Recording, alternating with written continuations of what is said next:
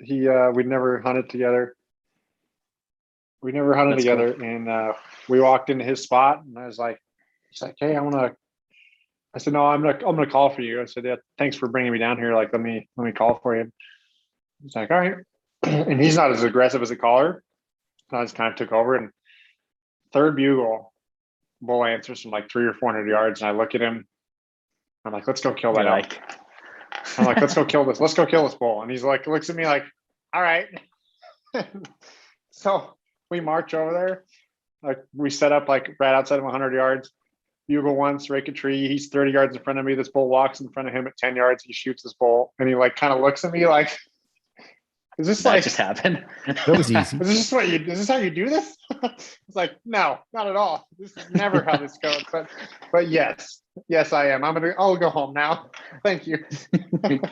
Yeah, right. Exactly. Thanks You're for like, yeah, it having me. happens never like this, but Right. So that's awesome. That's cool. yeah, it was fun. It was super fun. So, guys, you ready to roll? Yeah. Just so you know, we are live on YouTube, and I was just doing that in case we're going to talk about different movements, and if we get down that road, and that way I can direct people. Well, go to YouTube, and you can see me holding my shoulder the way it hurts like hell.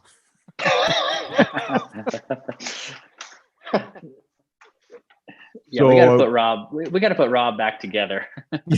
Humpty Dumpty. Is this Rob getting just free therapy?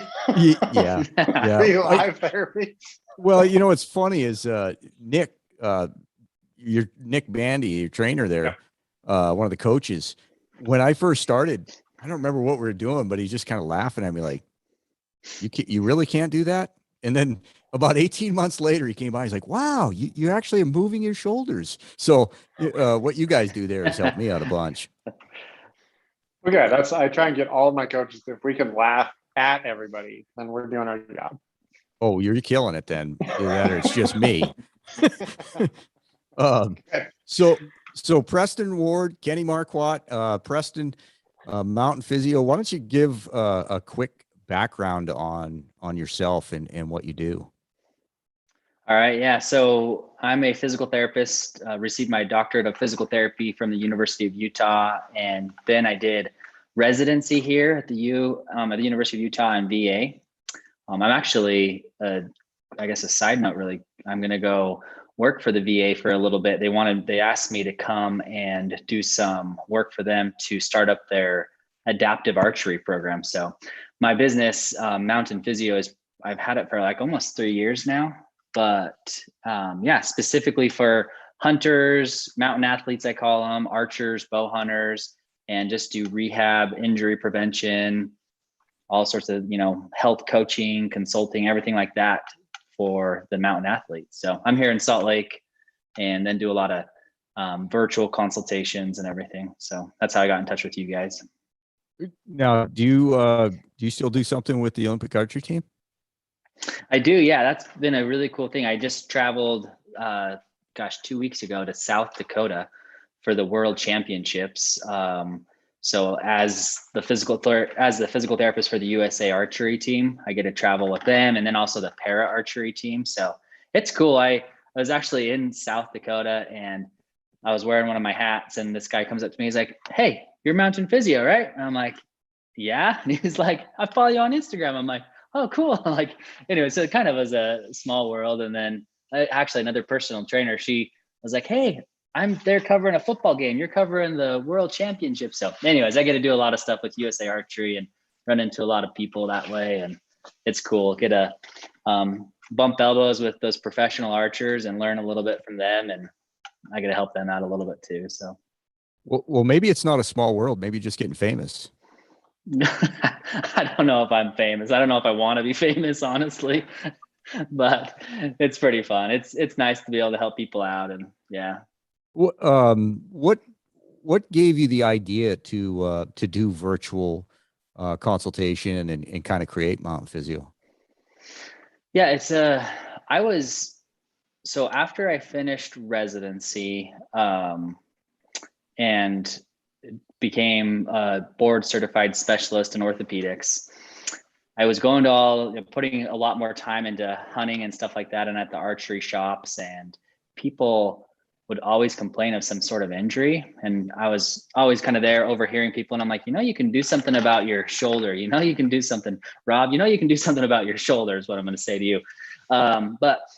And they'd be like, oh yeah, I'll just wait till I have surgery. And so I think right then I was like, there's so much therapy and rehab that you can do before you jump to that surgery side of things. And once you do have that surgery, then there's really no going back. And nothing against the, surgeons. I work with a lot of really good surgeons, and I think they'll say the same thing, like, let's do everything we can to prevent surgery. And so that was my idea for Mountain Physio, is just like, there's not a physical therapist that's inundated in the archery and, hunting community. And so I was like, well, I'm going to be the first one. And so I decided to start up my business, and then did a lot of stuff here in Salt Lake, and then kind of opened it up to a consulting practice as where I will do a lot of virtual stuff. Yeah. And, I was telling my wife today, like, it's not just bow hunting. It's not just outdoors, but coming from a construction background, turning wrenches, you get a lot of injuries, wrists, and, crawling around in crawl space, back stuff, back issues. So, I will probably be talking about shoulders. Kenny, you might be talking about ankles, but it is what you do is a much bigger scope than just focusing on knuckleheads like me pulling a bow back.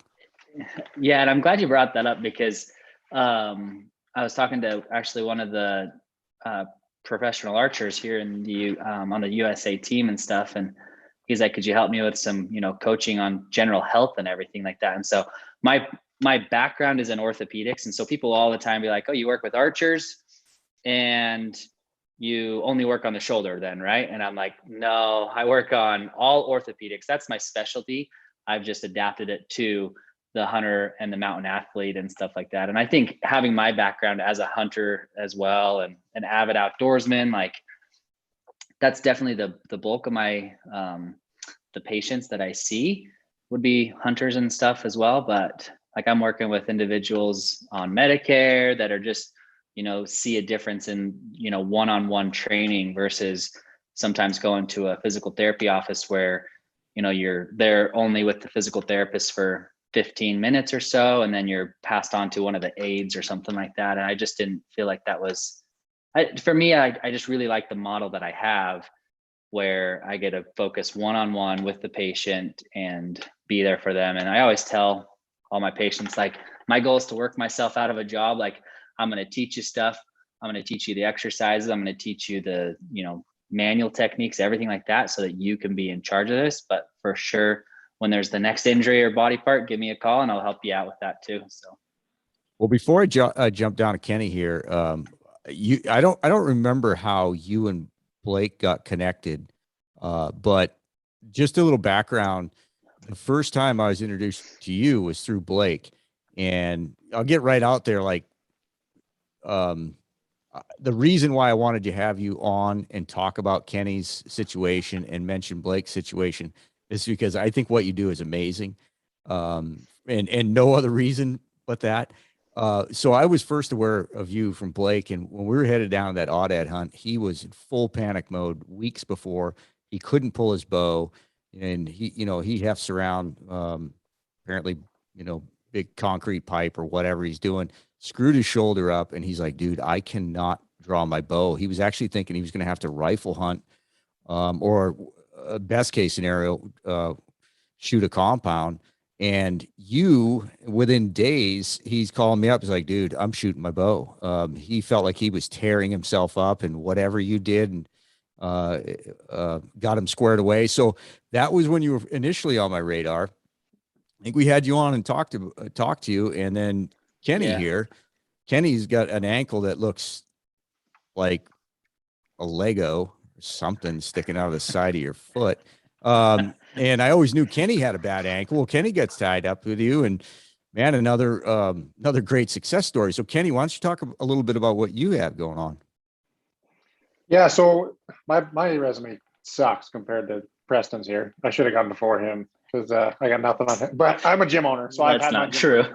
I've been no, that's kind of true, but that's okay. The point is, so I'm a gym owner. My gym's been around for 9 years, and I've been a strength and conditioning coach for 11 or 12 years. So I have a background in some of this stuff, and that becomes relevant in the conversation a little bit later. But I became connected to Preston through your podcast, Rob. I've listened to that podcast with Blake, and my ankle's been giving me trouble for, I don't know, 5 or 6 years, probably getting worse and worse and worse. And to the point where it was going to be surgery after this season. I thought I'd hobble through this season and then probably have surgery in January or so. And why it's relevant that I'm a strength coach is, like, if anybody's going to figure this stuff out on their own, who's not a physical therapist, it'd probably be me. I'm pretty resourceful, and I think I'm decent at what I do, so I could probably figure it out. But there comes a level of professionalism and knowledge with that comes with a physical therapist, especially somebody that has the same interest as us, that can give you the right answers and give you the accountability and give you the program that's going to work. And what I loved about the experience was, so I'd seen some orthopedic surgeons about my ankle. I've seen some other physical therapists about my ankle, and most of them said you're having surgery. And so that was kind of where my mind was going and why I was thinking surgery in January. And then I listened to the podcast with where Blake was describing his experience with Preston, and I said, well, I got nothing to lose. And so got in touch with Preston and basically said to him, like, hey, I'm figuring I'm having surgery. If you can get me through this season successfully, like, that'd be phenomenal. I'm not, like, I've got very low expectations, and if you tell me I'm screwed, then I'm very okay with that. And we ran through some assessments. We had some good conversations. We probably spoke for 30 minutes or more. And he said, no, I think you're good, man. Let's work together. Let's see where we go. Let's do this I think we worked for a month or so. And we did some exercises and things got better. And I think we started working together, I want to say I'd like to say in April or so. And then I think so. Bear season started. I packed out a couple bears on that ankle, and that was when I knew things were, like, really going in the right direction. Is that we hiked some bears out, and I had no problems at all with some pretty heavy loads on the back. And I thought, hot dang, I thought this is great. And that was only 2 months. And then I continued to work for the remainder of the summer, and through September, which just wrapped up, I probably did 80 miles or so, packing out some loads, going up and down. And I think my ankles never felt better. And so that my perspective on what I'll be doing in January this year has changed 180 degrees. So, well, and it's a fault of mine. You mentioned doing the work. Preston is giving you the exercises, you're doing the work, and that's the key. Is, like, when you're given something to do, the task, it's not going to get better unless you do your part. Because I'm the knucklehead to be like, I don't have to do this 4 times this week. Maybe I can get by with doing it, like, a long 1 time this week or so. But I just want to point out that's a fault of mine, and probably with a lot of other people, is like, if he's giving you the program, you need to stick with it, and don't expect results if you don't stick with it. So Kenny, yeah. I know, like, you were down in the dumps about your ankle. You couldn't even wear the high heels anymore. I mean, when I first met you, you were wearing high heels often, but you were down to, like, you couldn't do it anymore. I think you were more disappointed about that than I was. No, that's true. And, like, sorry to interrupt you, but, like, yeah, Preston can probably jump in here a little bit more on the spectrum of how this all works. But you know what I never really liked about working with a physical therapist was, like, I don't really need to be babysat. Like, I don't need to go in and see somebody 3 times a week who can count reps for me and watch me do things. And that's, like, for some people, that's 100% what they need. That's a lot of what I provide at my gym. Like, I provide that accountability and someone to watch and make sure things are done right. And then say, I'll see you next time, or we're going to progress this program along. For what Preston was able to offer me, like, he can say, here's what your program is, go do this, and then let's talk in a month. And, obviously, if I showed up the next time and I said, yeah, I didn't do anything, then we're going to have a different conversation. But I did the work, And then we progressed the program, and then we met in a month, and then we did, I think actually we started we're probably meeting every 2 weeks in the beginning, if memory serves. Yeah. But point is, like, there's Yeah. a spectrum of how things work for or should work for people. And I think, I mean, that's a huge compliment, Kenny, from you, coming from a strength and conditioning coach, coming from a gym owner, someone who knows this, like you were saying. Like, I think that's why one of the reasons I was looking forward to this conversation the most is, I mean, you understand this, you understand the work that you need to put into it. And I like to use the term value. Like, you recognize that there was some value in seeking some care, going to a professional who, has some education, some background, has some similarities and things like that as far as interests go, but you valued it. I've worked with it's interesting because I've worked with a handful of people where, like, I don't know if they don't, sorry, phone's ringing. I don't know if they recognize the value, or maybe they're just like, I'm just going to, go try a couple exercises, or same thing like you were saying, Rob, they just don't do anything. And then they come back and they're like, yeah, it really didn't help, but you, Kenny, like, you definitely put in the work. And like, that's what was so awesome for me. Cause I'm like, I think as a physical therapist, I come at the rehab, I come at the training from a different perspective, from the anatomy, from the physiology, from the biomechanics, everything else like that I understand. That I'm like, I come from a different perspective. Like, I want to, change things up. I want to make sure I'm progressing things and progressing the exercises to a certain load. And so, like, I just, as a physical therapist, I think we think a little bit differently. And so there's people like yourself that value that and recognize that, which I really appreciate. And then there's others that are interesting. Like, I'll work with them, and, for whatever reason, I'll get kind of burned a couple times a year where people are like, yeah, it didn't really do anything for me. And it's almost my own fault. Cause I'll be like, let me give you, like this assessment, like, let me help you out. Let me just do this for you. But then it comes back and it hurts me. It's like, it burns me, because then they're like, yeah, I didn't really do anything and it doesn't really work. And so anyways, it's kind of interesting, but I think you recognize the value from a different perspective, which is interesting. Again, coming from a trades background, I could relate to that, because you are doing work, right? You take pride in your work. If somebody isn't doing their part or isn't following directions and it looks like a failure to them, you take it personal because this is your job and you take pride in it. So I could relate to that. Absolutely. Relate Yeah, to absolutely. that. Just curious, Kenny, like, explain what your ankle was like, and then give us an example of some of the exercises he was having you do. Was it building strength back up in the ankle? Is that what it was? Yeah, a little bit of everything. So my ankle, I would basically get out of bed and shuffle around with pain on my right side. So my ankle collapses and tends to roll, which is, as a lot of people have probably experienced. Once your ankle starts to roll, it's lost a lot of stability, and it's going to keep doing it. And mine kept doing it, and it kept getting worse and worse and worse. And so that's where it would be on a daily basis, and just normal activities. If I walked, 6,000 steps a day, which I would normally do at the gym, I would be pretty hobbled up, and I would get out of bed and, again, shuffle around until I got some blood flow going. And then I'd kind of get out of pain, but it was pretty uncomfortable all dang day. And so looking forward, this is wintertime when it really got bad.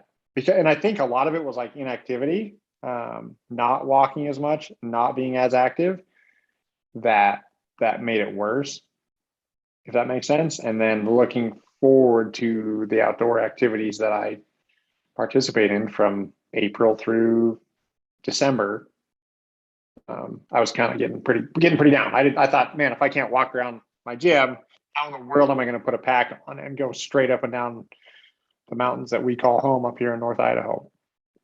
And so like I said before, we did an assessment. I told them what was going on. We did some virtual assessments. We looked at range of motion. We looked at strength, balances, talked about pain. And then he wrote up a program.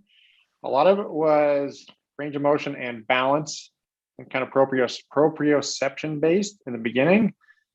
And then we built from there. and it got, we built through strength, and then we built our dynamic work after that. And by that, it's like more kind of like, so the balance is kind of just normal function, and then strengthening the ankle through those ranges of motion that should be normal function for people. And then got to more like, you saw me sometimes, Rob, hopping around the gym, jumping all over the place. Yeah. And Yeah. yeah. So Well, how many times a week would you, I mean, you're at the gym, so it's easy for you, but like Preston, no, I mean, you're there. It's part of what you do. Yeah. So Kind of. Preston, sorry, just any gym owner. There's probably, you probably might have one other gym owner listening. Like the last place a gym owner wants to be after being at the gym all day is in the gym. Is that the gym? The least, the worst shape I've ever been in is after. I after can say in the gym. last couple months you're killing it, because I never see you there anymore. I actually just saw you 2 days ago. It's like the first time in three months. So, Preston, like a guy like Kenny, how often was he supposed to be working? Like, what is a breakdown in any of these? I think I was super, actually, I was pretty proud of my program and stuff that I put together for Kenny, because I think his exact words were something to the fact of, I've worked with a lot of physical therapists, like, I'm kind of putting you to the test. And I'm like, okay, I'll take that from you. But instead of just like your basic everyday, like pulling your ankle in with the exercise band, pushing it out with the exercise band, he could do that. Like he was saying, he could babysit himself and do that. And I didn't want to babysit him to do that. I said, here's the program. Basically, I think we started with a little bit of that, but quickly progressed to some more challenging exercises, like he was saying, hopping around or lunging or jumping onto corners, just everything that, like, as we think of hunting and as we think of, packing out an elk or bears, Kenny's the bear whisperer or something, kills lots of bears, but nope. Please don't start that. I'll never kill another bear. Right. Exactly. Sorry, I jinxed you. But no, but if you think about like hiking over logs and on uneven terrain and up and down and side healing is probably one of the hardest things for your ankle. And I think we had the same conversation about shoes as well, like boots. Should you train in like a big, stiff, heavy boot, or should you train in like a small, nimble shoe and really challenge yourself? And I have my own opinion about that. But something for Kenny, I think he was doing something like 5, 6 days a week. Like I was expecting him to really put in the work, and obviously it shows that he did and got better. So I'm interested, what is your opinion on, summertime work, getting in the mountains and talking about footwear? Should you be training in lighter, weaker support, or should you be in a heavier, stiffer boot?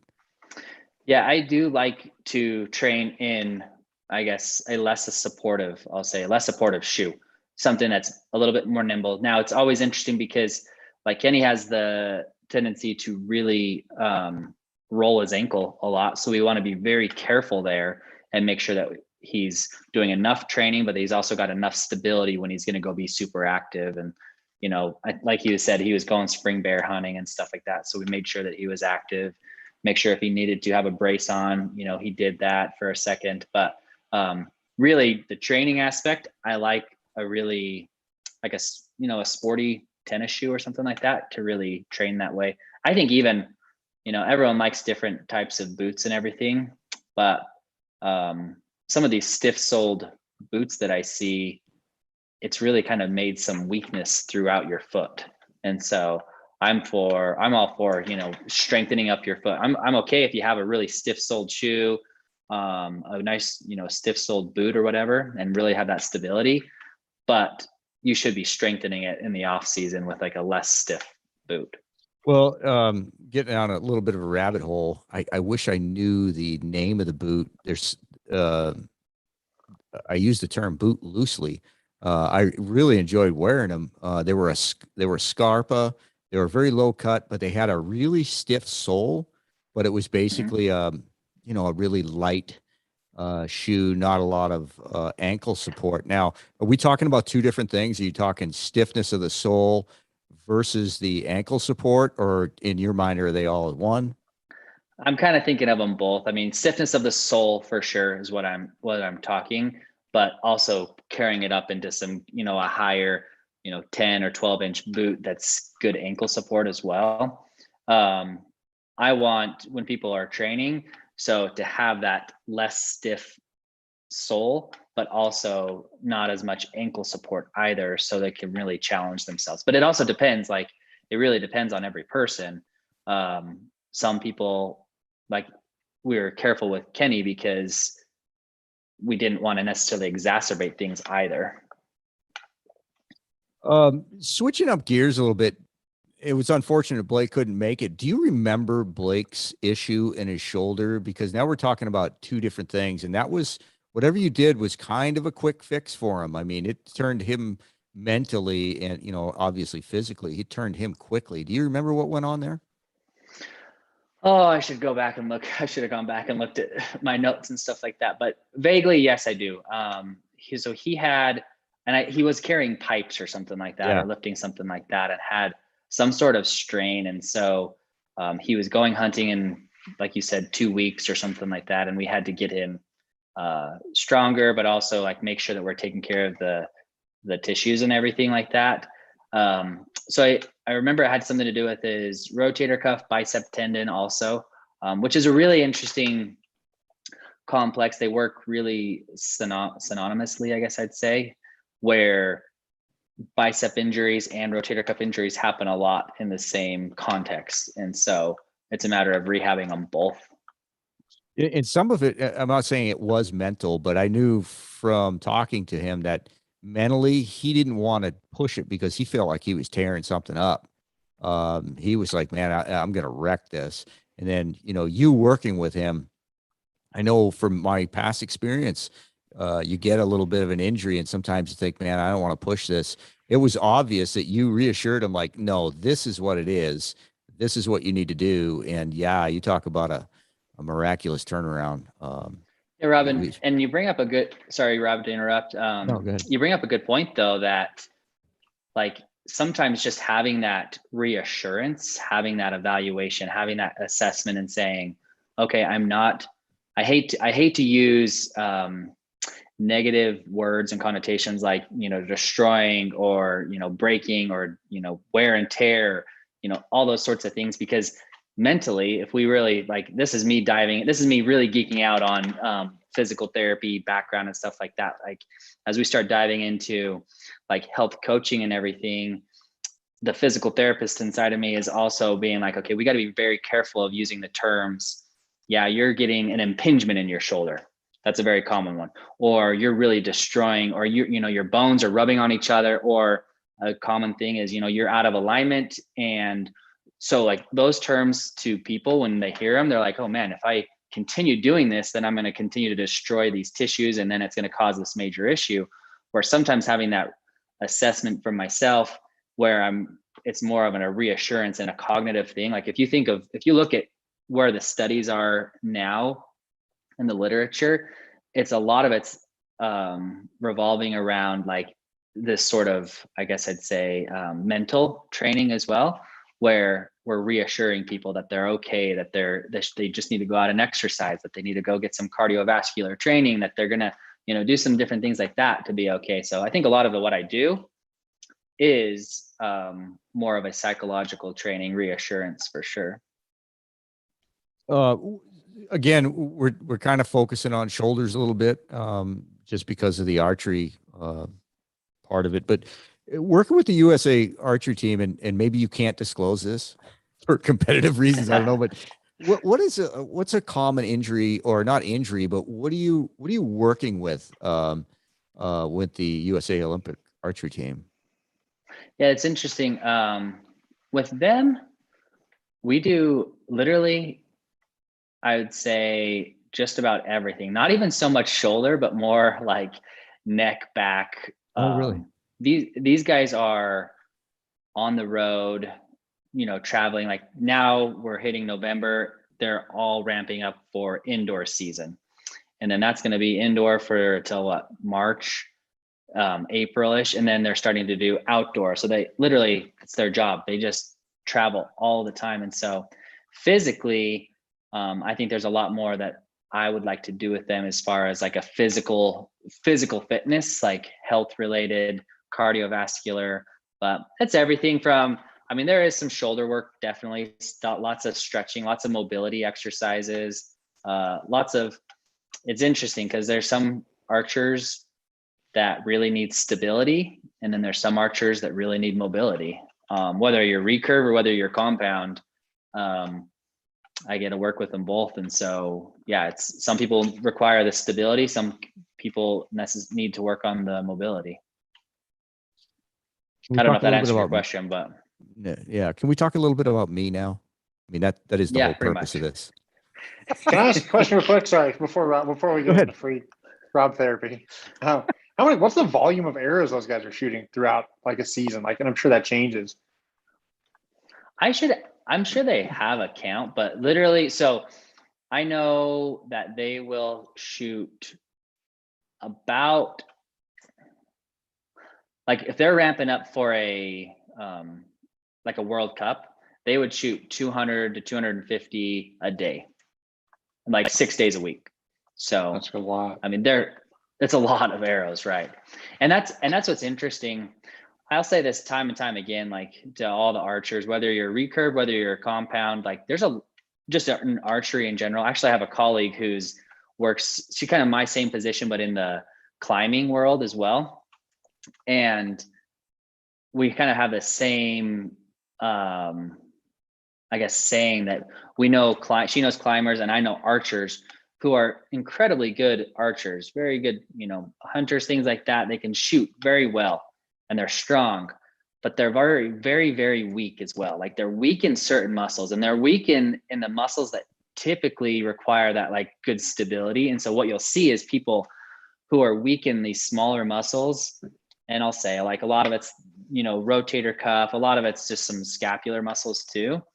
But they're very weak there. And so then after shooting for 2 weeks, preparing for a competition or a World Cup or whatever, then you start to see things break down. And it maybe doesn't break down as much in form of them shooting, a lower score. Sometimes it does. I think it really does. But at the same time, then you start to see, their tissue, like their shoulders start to have more knots in it or aches and pains, or, they start to have some tendonitis here and there. And so it definitely catches up to them because they're weak in certain muscles, but they're very good archers.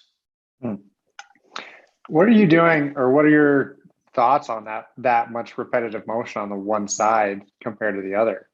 Do you? Yeah, go ahead.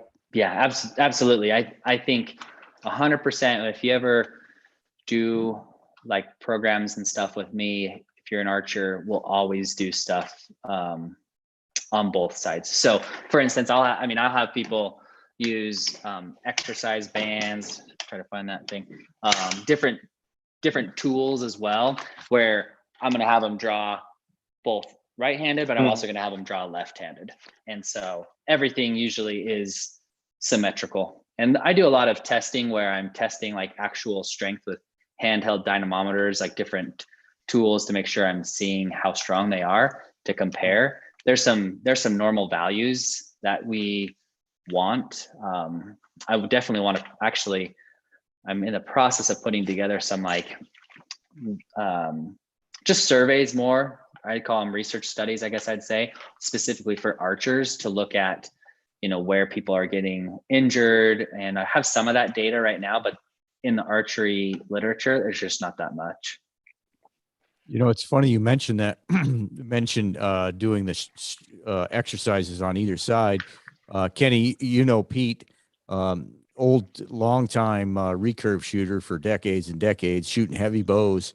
He told me probably 10, 15 years ago, he went into the doctor, some back, his shoulder issues or something. I think it was back, but it was unrelated to archery. When the doctor, when he had his shirt off, the doctor kind of laughed at him. He's like, what do you do? Because one side was so much more developed than the other side. And yeah, Preston, you mentioned getting the reps in both sides. And then, everybody knows you can have problems with one side's overdeveloped and the other side is slacking. Yeah. So what do you saw? Like, Yeah, absolutely. I don't know what a normal volume for people to shoot is, like 30 arrows a day or yeah. Let me ask you that. If somebody's shooting, 30 arrows a day, are you saying do a draw cycle through 30 on the other side with a band of a decent resistance, or? Yeah, absolutely. So, and it comes down to like a lot of the other training, those smaller muscles as well. So, obviously someone's not going to be shooting left-handed and right-handed. Most people, I guess. So if they're shooting, for instance, if they're going to shoot 30 arrows, then I would have them also train both on the right side. We'll say, some specific external rotation with the exercise band, but also on the left side, and then also work on like left-sided drawing with some resistance. So usually, obviously not with a bow or anything, but typically with some sort of resistance training.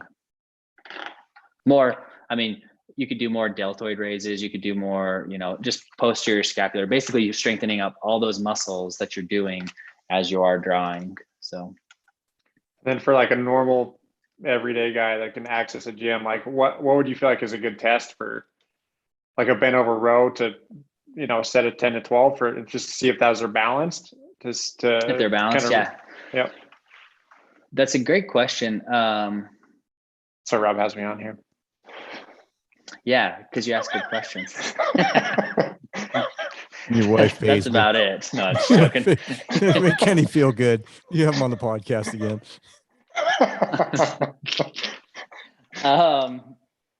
Yeah, that's it. You could use anything. I'm trying to think of, I don't have a specific thing that I use, except for, I use a handheld dynamometer where I'm testing their strength in certain positions. And so if you were to do it at the gym, and then I would do like a one rep max, or probably more like a 5 RM, even 10 RM. Yeah. So anything like that. And you could do some bent over rows. You could do, that'd be a good one. I like, honestly, I just bow pulls is what I call them, right? Where you're literally just drawing back with some resistance band, or you could kind of stabilize with a pulley here and then a pulley as well at about eye level, and just see how many of those can you do. So put, 6, 7 plates on there. I would have never thought of that, but Kenny, you bring it up, like just testing yourself to see how much stronger one side is than the other. That's interesting. Yeah, it's a good. That's a very good. As you were saying that, I was thinking like a chest supported row. I would go to a chest supported row, like so you're laying down, but your chest is on a bench, and you'd have to elevate this so you could, and then do like a set of 10 to 12 and see if you could do the same weight for both sides. And the reason I like the chest support is because the bent over is so easy to cheat with. And I think people will be real prone to finding the weight that they want to find. So to kind of like meld our worlds there, I think that's where I'd be headed. Yeah. I don't know if you. Yeah, absolutely. I like that. So let me ask one more thing, and then Rob, go ahead. We can fix Rob.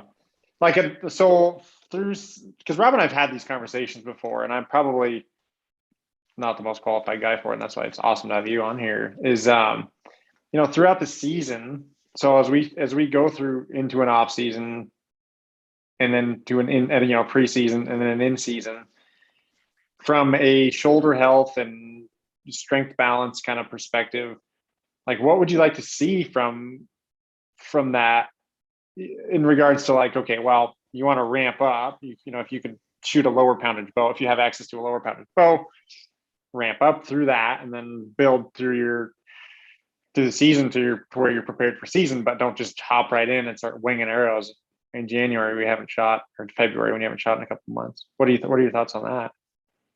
Yeah, I'll jump in first with the lower poundage bow.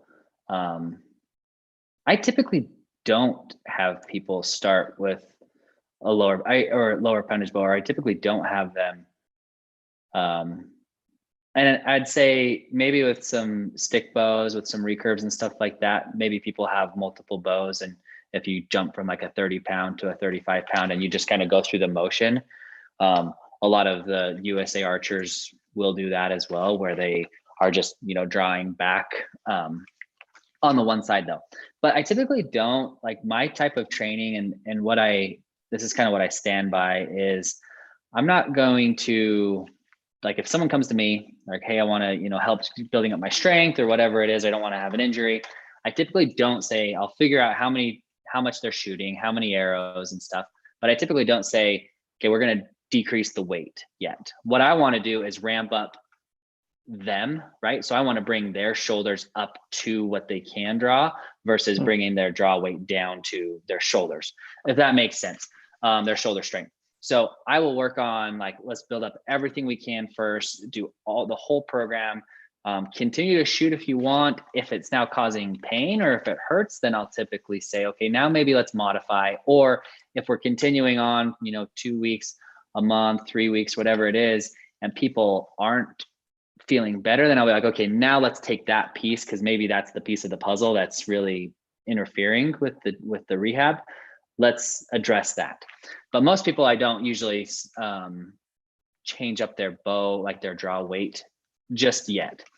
As far as the training goes, like, I would love to see if I could see this in the archery and hunting community, is people basically, and I think you see it, that's what kind of got me into this realm, is that it seemed like archery became, and especially bow hunting, became this thing where it's not something that happens like, where you hunt for 2 weeks out of the year.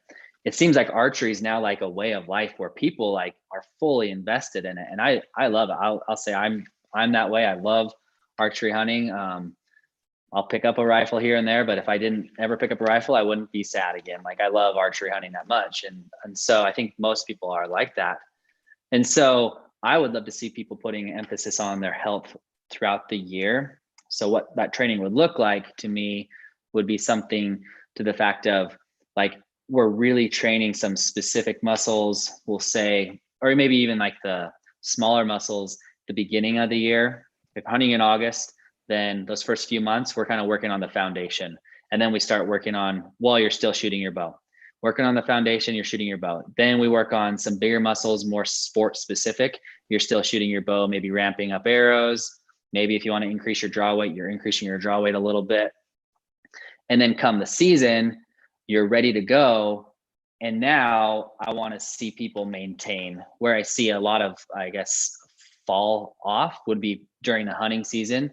They put, they have their broadheads on their arrows, everything's tuned perfectly. They're shooting through paper, shooting bullet holes, everything else, but they're not training.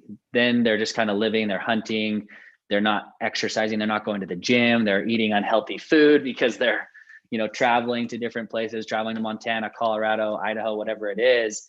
And so maintaining that whole like wellness is what I would love to see throughout the year. And making sure during the season, then people are shooting. So every couple days, if you're not in the mountains, then you should be back still shooting, flinging some arrows. Anyways, that's kind of long-winded, but hopefully that answered your question. Yeah, no, that was good. So I think my question and my concern maybe was more shooting a bow year round, 365 days a year, as long as you're doing the balance, as long as you're balancing it out, is a perfectly healthy thing to do. You don't need to take an off season and put it down and do any restorative stuff unless you have an issue, unless you're out of function.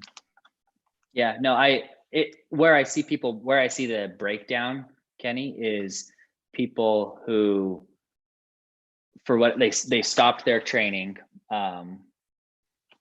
they stopped training, they stopped the rehab, they stopped conditioning and stuff, and then they pick it back up. That's where I see things start to break down, because honestly, archery, I say this time and time again as well, like, archery shouldn't hurt. Like, there's no reason like you couldn't shoot a bow every day. Now, if you're going to shoot 250 arrows a day, we may want to talk about resting. We may want to actually talk about, probably more so than resting, I would say we talk about cross training. We talk about, swimming. We talk about whatever, playing soccer, even not even something to do with archery, because that's where we see a lot of injuries. And to your point, we see a lot of injuries when people are doing one sport over and over again, the same sport. And so with archery, I consider, fitness, exercise, resistance training, part of that cross training. So if you're doing some of that, then you can shoot your bow every day. Thank you. Well, Yeah. When Kenny was having some success, and we talked probably in August, early August, late July, where I was like so impressed with the 2 stories. I'm like, man, we got to get this guy on. And so we talked a little bit about it last week when we started to nail his time down. I ran into Kenny in the gym, and we were just shooting the breeze. And I said, yeah, I've got this little thing in my shoulder, but it's gone on forever. And I said, I wouldn't even know how to explain it. And Kenny looks at me, he's like, well, that's his job. You tell him and he'll tell you. I was like, oh yeah, you're right. So then I was at the gym today and I thought, well, I got to really figure out how to describe this, what I've got going on. And yeah, I did the wall slides, put my back to the wall, and just start to slide my arms up. And the workout today was not, other than ring dips, I don't think that's what caused it, but man, my shoulder's killing me tonight. It's like the worst it's been. So, I've had to really work on mobility. And I feel like I'm a lot better, but yeah, can you tell me, like, looking at what I'm doing with a wall slide now, like I feel it in the kind of the middle to outside part of my shoulder. Wow. Not So good. do you, so, so do you have have you had any injuries there before? No, nothing. Again, 25 years of turning wrenches and lifting heavy stuff. Other than that, I mean, I like never crashed and burned that I can remember. Yeah. Okay. That's good. How about, does it hurt in front of the shoulder or is it just straight on the outside? I would say middle of the shoulder towards the back. Okay. Does it hurt to touch like that? No. Does it hurt when you raise your arms overhead, or how much motion do you have? Well, I don't have a lot of motion, but it isn't because of pain. It's because I don't have a lot of motion. It's Yeah. when my elbow is or my arm's at a 90-degree angle, and I'm trying to keep the shoulder back, against the wall like a wall slide. Okay. Yeah, And good you feel that times. on the outside of your shoulder then? Oh yeah, it And feels kind of dead tonight. any clicking or popping? A lot. In all Does my it hurt when it clicks or pop? not really, but my shoulders are noisy. Yeah. I mean, And that's another thing. I mean, a lot of people are like, hey, my shoulders make this noise. Is that something to be concerned about? Usually if it's not painful, it's nothing to be concerned about. Like bodies pop and click and all sorts of things like that, joints do. But anyways, yeah, if you're like reaching in front of your shoulder, does it hurt at all? Like right in the front, if you're pushing through that crease there over your bicep tendon? no, there's nothing there. Yeah. But right there. How about sleeping on it? Yeah, actually sleeping on it can be really bothersome. Yeah. How about pushing outward? So this way here, pushing out, that motion, external rotation. Like that way? Yeah. No. I wouldn't How say. about pulling inward now? Yeah, I can start to feel it there. Yeah. Yeah, I can start to feel How it about- there. Let me see this motion really quick. I'm going to stand up for a second. Push out this way. Is it symmetrical?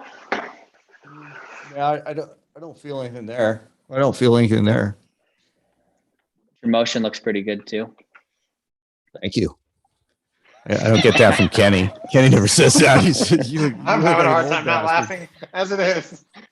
Says your motion sucks. That's funny. Does it? Yeah, I mean, so it could be multiple things from that. If you're having issues sleeping on it, there was an article, there was a research article that talked about that, where it seems like people who have that kind of lateral pain, like you're having, sleeping on it, it tends to be a little bit, and especially overhead motion tends to be a little bit more rotator cuff specific. Not to say that the rotator cuff is damaged or anything, that you didn't have an accident or an injury or anything like that, but it could be something like the rotator cuff where you just need some specific conditioning for it.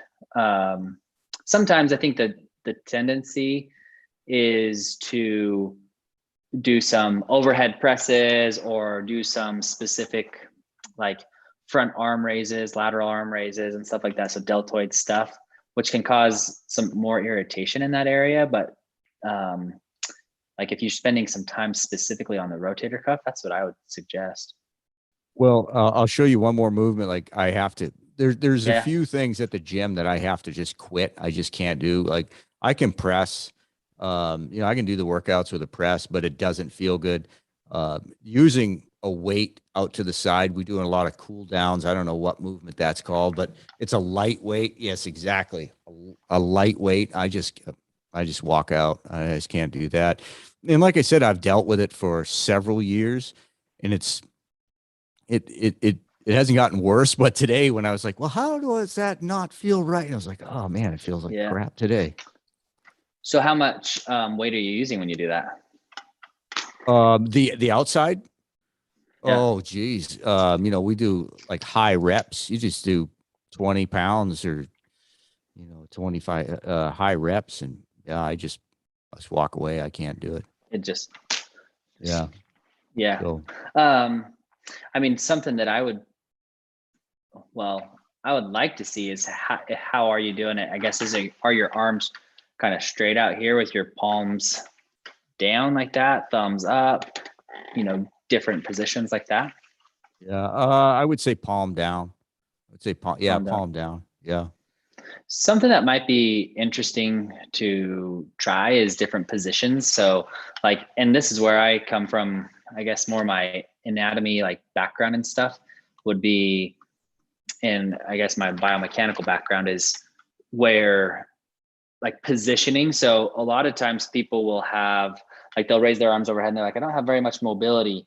Well, what's happening is really, like if we think of the anatomy, like the lesser tubercle of the humerus is actually contacting specific areas. And so that's what happens is, so where I start to think about things is like, maybe let's try to position things where your thumbs are up and you have more clearance of just the bones.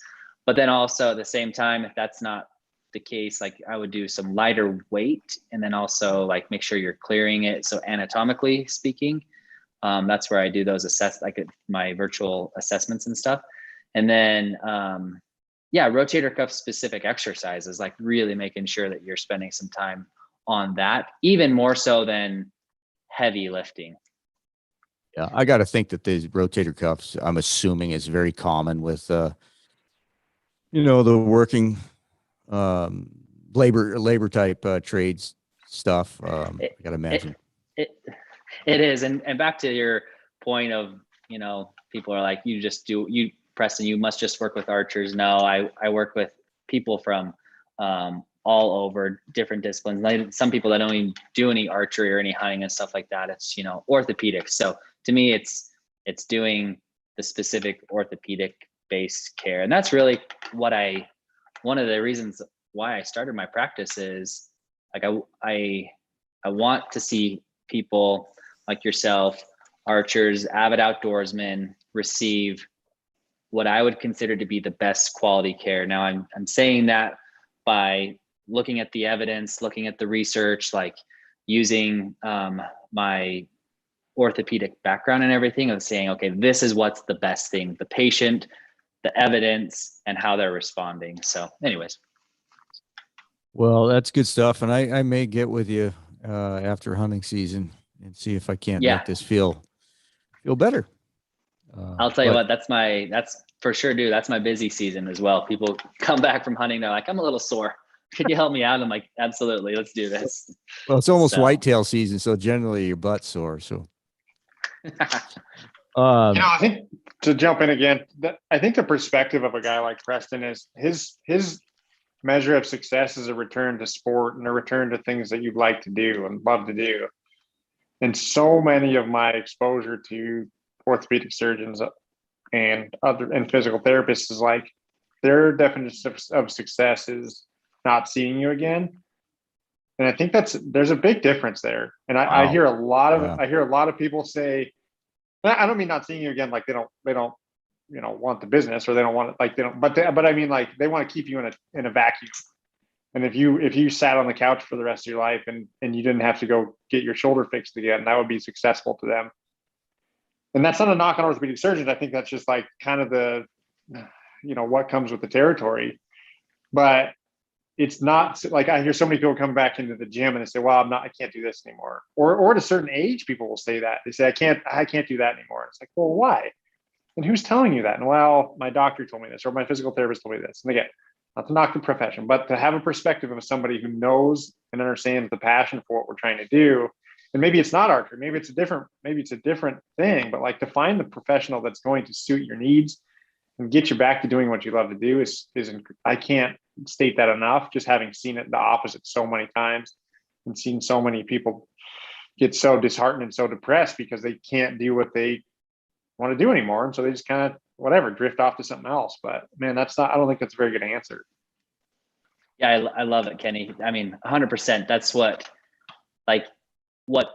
fuels me to continue to do this and stuff like that is to see people successful, to see people getting out there, whether they're successful shooting something or not, like, or shooting a great score on a target face, it doesn't matter to me. I just want to see people doing what they love. And like I say, I think archery and hunting is a way of life that people have like just adapted. Like there's no other option. Like, this is what I do. This is what I do to provide meat for my family. This is what I do. Like, and so if I see people who are injured or sometimes complaining on, social media, like my knee really hurts, I don't know if I'll be able to get out. I'm like, I just want to reach through their like screen and be like, just like, I'll help you out, but I don't want to be like, I'll help you out. I mean, I don't know. It's just one of those things that I'm like, but people like, that's what really fuels me is I'm like, I want to see people just being healthy and staying active and, getting better and doing what they love to do. Like that's something I'll say is like, my goal is to help people, whether that's hunting or archery or whatever. I just want to see them staying active season after season and not let a season go by where they were like, I wish I could have gone hunting then. I wish I could have, like you, I'm just going to have surgery. There's no other options. Like there's options out there. There's options, and having someone that has that same mindset is so critical for, I think what helped Blake out as well. Same thing, like having someone on that same mindset, having someone who understands the sport is very critical. Yeah, I think Kenny knocked it out of the park. Kenny, I'm sorry. I think you knocked it out of the park when you say like getting back to doing what you want to do and not just feeling better. Yeah, because a lot of people, I imagine, will say, "Well, stop shooting a bow." Okay, well, that's going to mess you up forever. I can hear that. I'm sure that I've heard something like that before 100 times. But I think that like when you're a hammer, everything looks like a nail. Is also comes a lot into play with this stuff where it's with surgeons especially as well. It's like, well, you're having this problem. Let's fix it via surgery. And I don't know that that's always the best. It's certainly in some cases, and Preston can probably, like in my case, like I said, if this isn't fixable, then I'm okay with that because I'm already to the conclusion I need surgery. But if you think there's a chance, let's give it a chance. And that was cool because I've heard the opposite. Yeah. And I think we had that conversation too. I always make sure I bring up with my patients, like, these are the options. Like, here's your surgery. Here's the conservative management. Here's the physical therapy side of things. I'm going to help manage everything for you. So if we decide, you know what, I want to have the surgery. Okay. Let me be supportive of that. If, I want to avoid the surgery. Okay. Then let me be supportive of that for you as well. And so, yeah, I think, hands down. I mean, that was, you hit the nail on the head, like for sure. Just to make a point, not to go down a rabbit hole, but just to Kenny, your point, when I was 27 years old, so that was almost half my life ago, 27 years old, they wanted to fuse my discs in my back. I had a doctor telling me I needed to have discs fused. And here I am, pretty friggin' active. It irritates me. It irritated me for years that, had I just said, okay, you're the doctor, where I'd be today would be pretty frustrating. Rob, it irritates me to death when I hear people say that as well. And sometimes, to your point, Kenny, it's from other healthcare providers as well, saying that you need to have this done, or you'll never be able to shoot a bow again. Why are you shooting a bow? Or just stop, or you'll never be able to go hiking. I'm working with a patient right now who's awesome, who he's having a hip replacement, and they're like, you'll never be able to go hunting again. And he's like, I'm going to get my hip replaced. Like, I want to go out and go hunting again. I'm like, okay, let's go hunting. Like to me, those answers of no, you won't do this, or, you'll never be able to do that again, or stop doing that. That's not an answer. Like, that's not an option for me. Yeah, love it. So Preston, where can people find you? I'm probably most active on social media, Instagram, Mountain MTN _PHYSIO. So Mountain Physio. And then I'm on Facebook. My website's probably the best way to contact me. There's a form there that people can reach out to me, write in information, write in questions and stuff like that. Contact me there. So that's just mountainphysio.com. Yeah, those are probably the two main things. I've got some YouTube videos and hoping to get some more out as well once hunting season slows down a little bit. But YouTube, I'm on there as well. So pretty much all the social media and my website. Your YouTube channel, just Mountain Physio? Mountain Physio, yeah. Okay. And there's some different stretches and exercises on there, specifically for archers. But yeah, probably my website's the best way. Instagram as well. People can schedule appointments, and on Instagram, they can schedule appointments on my website. Cool, man. That's what I encourage people to do is they got questions, like sign up. I do a 10-minute, consultation like I did with Kenny, just to make sure, like a free consultation to say, hey, am I the right fit? If I'm not the right fit, it's okay. I don't care if it doesn't hurt my feelings that I'm not the right fit for you, but I would like to see if I am the right fit, or, get you the right help you need. Did you just say free consultation? Yeah, you already had yours. So that's what I was going to say. Damn it. Yeah, yours actually went over. You actually owe me. No, just joking. I'm just joking. That's funny. That's funny. That's good stuff. Well, again, I really wanted to get you on here because I personally know two people that you helped out a bunch. So I think you'd provide a great service, and wanted to just get it out there.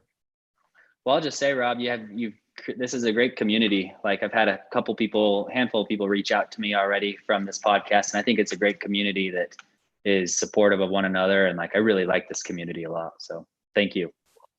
And congratulations. We should have said something at the beginning. You killed a free range buffalo this year? I killed a free range buffalo. Yeah, my bison. That was sweet. 70-yard shot with my bow. That was cool. I was pretty pumped about that. Awesome. We were following. You pass up a toad the first day because you wanted your family there? Yeah, it was. And then it turned into, and I'm glad my family was there, but then the opening, or I guess the next, like a few days later, I had my whole family. I had like 20 people there, and that turned into the most stressful hunt that I've ever been on. And then I killed it the following week with my wife and my daughter, and some friends there. And it was a cool story. I'm going to write an article about it and stuff like that. So awesome. It was cool. Awesome. Be looking forward to seeing it. That was a big one too. Was that the same bison that you found the first day? It wasn't the same one that I found. Different. Yeah, but it was cool. He was just rutting like crazy and like, chasing all the cows, breeding all the cows. Like, it was just cool to watch. I got within 20 yards of them for like 3 hours, and like, bison are big animals, and when they're like fighting each other, and they can like run over trees, and all I had was about 3 pieces of sagebrush and a small like 4-inch tree, a small juniper that I was hiding behind. At one point I was like, I might die on this. This is actually a little sketchy, but it was really cool. It was a blast. I got awesome. That, and then I shot an elk, and yeah, it's been a good year. So year for sure, man. Well, hey man, thanks for your time. Yeah, thank you very much. We'll talk to you later. Yeah, Kenny. Hey, thank you for jumping in, Kenny. Yeah, man. By the way, for the record, my last name is Marquardt. The only time I ever like really aware that you're from Boston is Marquardt. Well, I did it on purpose because you have the best. You have the best hockey name. You have the best. You should be a hockey player, but you got shitty ankles, so I don't even know what to think. I got all my teeth. And I don't look good with a backwards hat. Kenny Marquardt, you betcha. You mentioned in a podcast recently, and I was like, next time I'm on there, I'm making this right. I will continue That's to awesome. pronounce it with the New England slang because you got the best name. I'll continue to give you reasons to talk about me on your podcast, That's of which well, I'm there you not go. sure. Now we'll bring up Bigfoot, Sasquatch. There you go. It's always good for Yeah. that. Yep. All right. Well, all right, guys. You guys have a great evening. Thanks. You too, Okay, you Rob. too. See you, Preston. See ya, Kenny.